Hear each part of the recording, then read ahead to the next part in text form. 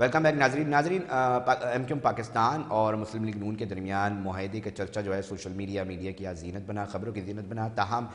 جو اس میں سے اہم بات یہ ہے کہ ایم کیو ایم پاکستان کا ایک دیرینہ مطالبہ ہے عدالتی جنگ لڑنے کے بعد آرٹیکل 140A اور بالخصوص جو بلدیاتی حکومتیں ہیں اس کو امپاور کرنے کے حوالے سے جو درخواست دائر کی تھی، سپریم کورٹ کے ورڈکٹس آئے تھے، اس کے بعد اس پر عمل درآمد کرانے کے حوالے سے بھی ہے. آج بہت تفصیلی بات ہوئی اور اس کی تصدیق مسلم لیگ نون کی جو لیڈرشپ ہے انہوں نے بھی کی کہ جی یہ چیز چاہتے ہیں اور وہ پورے پاکستان میں ہو. اس کی تفصیل جان لیتے ہیں کہ اگر آرٹیکل 140A اب کیا ہو سکے گا، کیسے ہوگا، اور ساتھ ساتھ کیونکہ اس کے لیے جو اکثریتی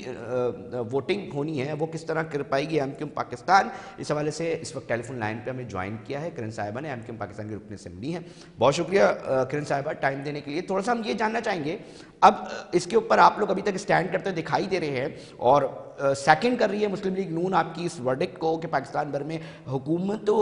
جو بلدیاتی حکومتیں ہیں اس کو امپاور کیا جانا چاہیے، آئین میں اس کو شامل کیا جانا چاہیے. ہم یہ جاننا چاہیں گے کس طرح، کیونکہ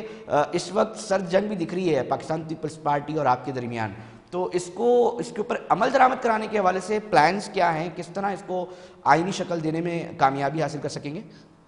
بہت شکریہ علی رضا صاحب. بات یہ ہے کہ جمہوریت کی دعوے دار جماعتوں کے لیے یہ آزمائش کی گھڑی ہے، کیونکہ جمہوریت کی بنیاد جو ہے نا وہ لوکل باڈی سسٹم ہے. پاکستان پیپلز پارٹی کے بانی زکری بھٹو صاحب نے خود لوکل باڈی سسٹم کو بیسک ڈیموکریسی کا نام دیا تھا. ہم مشکور ہیں مسلم لیگ نون کے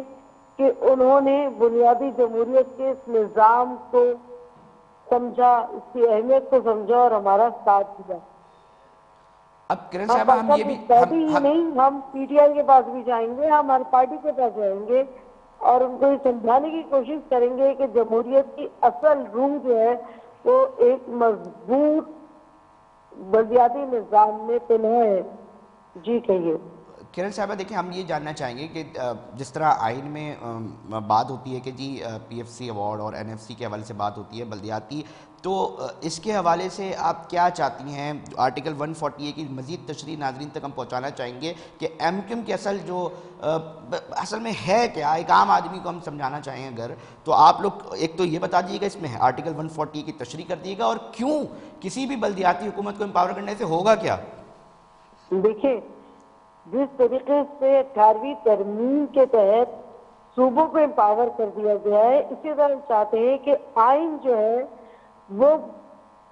بلدیاتی نظام کا بھی تحفظ کرے. جس طرح صوبوں کو مالیاتی اختیارات دیے گئے ہیں، اسی طرح وفاق براہ راست بلدیاتی حکومتوں کو بھی مالی وسائل دے. جتنے بھی مالیاتی اختیارات یا فنڈز کی ضرورت ہے اسے صوبوں کو براہ راست منتقل ہوتے ہیں وفاق سے، اسی طرح بنیادی حکومتوں کو بھی براہ راست منتقل ہونا شروع ہو جائے. دوسری بات یہ کہ جس طرح صوبائی اور قومی اسمبلی کے انتخابات بر وقت ہونا بہت ضروری ہے، اسی طرح یہ تحفظ بھی آئین دے دے کہ جب بلدیاتی ٹینیور کمپلیٹ ہو تو اسی طرح فوری طور پر بلدیاتی انتخابات کا انعقاد بھی ممکن بنایا جا سکے. ایک مطالبہ ہمارا یہ بھی ہے کہ میئر اور ڈپٹی میئر کا الیکشن جو ہے وہ ڈائریکٹ الیکشن کرائے جائے، براہ راست ووٹنگ کے ذریعے میئر اور ڈپٹی میئر کا انتخاب کیا جائے. اور اختیارات کے حوالے سے ایم کیو ایم پاکستان بڑی ڈیبیٹ کا بڑی تنقید کرتی دکھائی دیتی ہے کہ جی اختیارات نہیں ملتے میئر کو، تو ان اختیارات میں اس آرٹیکل کے ذریعے آپ لوگ کیا لینا چاہ رہے ہیں؟ کیا بات ہے، کیا چیز جو ہے اس سے ایک عام کسی بھی لوکل آپ گورنمنٹ خود کو؟ دیکھ لیں کہ آج بارش ہوئی، بہت سارے ادارے ناکام نظر آتے ہیں. اختیارات ہم یہی چاہتے ہیں کہ واٹر اینڈ سیوریج بورڈ سے لے کر ایون میں کہتی ہوں کہ بجلی کے جو تفصیلی نظام ہے، جو ادارے ہیں، وہ بھی جواب دہ جو ہے بیسیکلی میئر کو ہو. ٹریڈ یہ ہے کہ کسی بھی ادارے شہر کا جو بھی ڈیولپمنٹ اتھارٹی ہو، کہ جتنے زیادہ ادارے ہیں جس سے کنٹرولنگ اتھارٹیز ہے اس طریقے سے کام ہو نہیں پا رہا. کرن صاحب ہوتا یہ ہے آخر میں ہم کہ یہ چاہیں گے کہ آپ کی ظاہر سے پتہ ہے بات چیت مذاکرات نہ صرف مسلم لیگ نون اور ایک ہوتی ہے کہ ایک دوسرے کے ساتھ سیاسی جماعتیں ان کے اراکین ایک دوسرے کے ساتھ رابطے میں ہوتے ہیں، تو آپ کو کیا لگ رہا ہے کیونکہ پاکستان تحریک انصاف جو اس میں ووٹنگ ہوگی تو ان کے پاس جائیں گے تو ان کا کیا موڈ لگ رہا ہے اس حوالے سے؟ پاکستان پیپلز پارٹی کے پاس جاتے ہیں تو کیا فیل کر رہے ہیں آپ لوگ اس حوالے سے کہ کتنی آسانی سے اس کے اوپر جو ہے وہ اس موقف کے اوپر ایم کیو ایم کے وہ لوگ دیگر آپ کا ساتھ دیں گے؟ ہم سب کے پاس جائیں گے، ہم پی ٹی آئی کے پاس بھی جائیں گے، ہم پاکستان پیپلز پارٹی کے پاس بھی جائیں گے،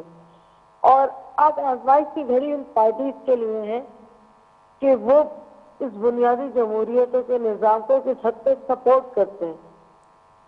ٹھیک ہے، بہت because شکریہ، پاکستان کو بہت شکریہ ضرورت ہے۔ کرن صاحبہ۔ ایم کیو ایم پاکستان کی رکن اسمبلی تھی اور بتا رہی تھی کہ معاہدہ ہوا آرٹیکل 148 اینڈ 140 کے اے کے حوالے سے، اور ماضی میں بھی ہم نے دیکھا کہ بڑی اس کے اوپر بحث رہی ہے کہ جی میئر کے پاس جو ہے واٹر کارپوریشن ہونا چاہیے، میئر کے پاس سندھ بلڈنگ کنٹرول اتھارٹی ہونا چاہیے، میئر کے پاس وہ تمام ادارے جس کے اندر ہاسپٹلز آ جائیں، جس کے اندر تعلیمی ادارے آ جائیں، جس کے اندر اہم ڈسپینسریز آ جائیں، تاکہ یہ میئر امپاور ہو۔ اور جس طرح آئین میں لکھا گیا ہے کہ جی وفاقی حکومت کے پاس کون کون سی وزارتیں ہوں گی، جس طرح لکھا گیا ہے کہ صوبائی حکومتوں کے پاس کیا کیا اختیارات ہوں گے، کون کون سی وزارتیں ہوں گی، اسی طرح آئین کے اندر یہ ایم کیو پاکستان موقف دیتی ہے کہ جی وہ نہیں لکھا گیا کہ بلدیاتی حکومتوں کے اندر کیا کیا اختیارات ہوں گے، اور اس کو واضح کیا جائے، لکھا جائے، اور اس کے اوپر چھیڑ چھاڑی نہیں ہو۔ اب دیکھتے ہی ہیں کہ مستقبل قریب میں جب ووٹنگ ہوتی ہے اس کے اوپر تو کیا سلسلہ بنے گا، کیا معاملہ بنے گا، اور اس کے اوپر پھر کیا نتیجہ آئے گا کہ آرٹیکل 140 ہے جس طرح عدالتی احکامات مل چکے ہیں وہ ہوگا یا نہیں۔ اس کے اوپر ایک ڈیبیٹ پھر بھی رہے گی، اس کے اوپر تفصیلی اور بھی مزید بات کریں گے۔ ناظرین وقت ہوا ہے بریک کا، بریک پر جا رہے ہیں، پھر حاضر ہوتے ہیں۔